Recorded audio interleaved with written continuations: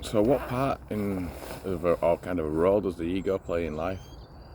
Well, in day-to-day life, I think it's a massive fundamental part because, like a lot of people, that's what dictates their everyday, their day-to-day existence because it's always predetermined by what the ego's like flashing up at them, either, like I said, using the past.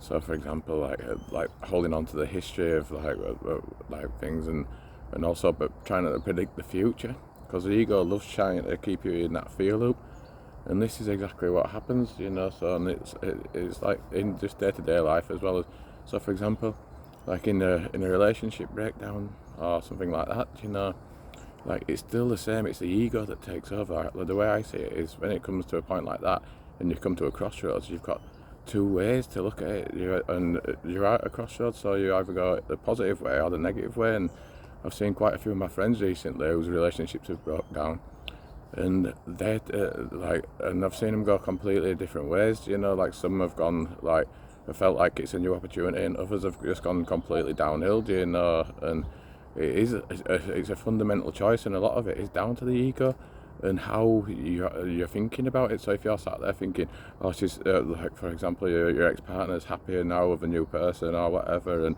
like, oh, what could you do to get them back, and all that, that's not you. Like if deep down you know that like you've come to that crossroads yourself and that it's done, then that's the time when, like I said, where you really need to fight against the ego, because it's the ego that's going to push you towards that negative way of looking at it, rather than seeing it as a new start in life.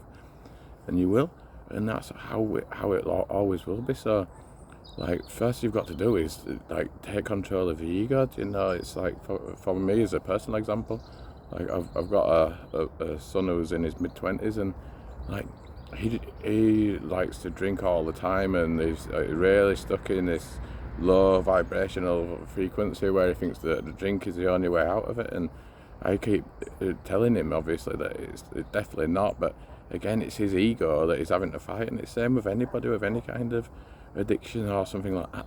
It's not you. The addiction is not within you. It's within your ego and within your habits and the repetition.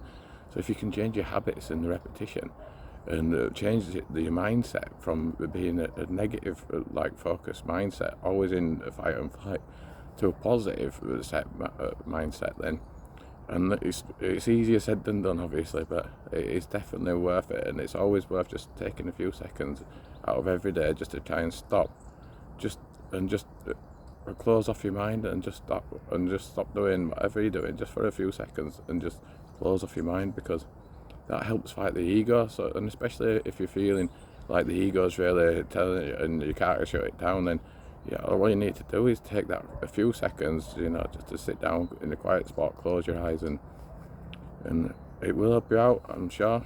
But again, this is my views. But we'll see you on the next one. Cheers.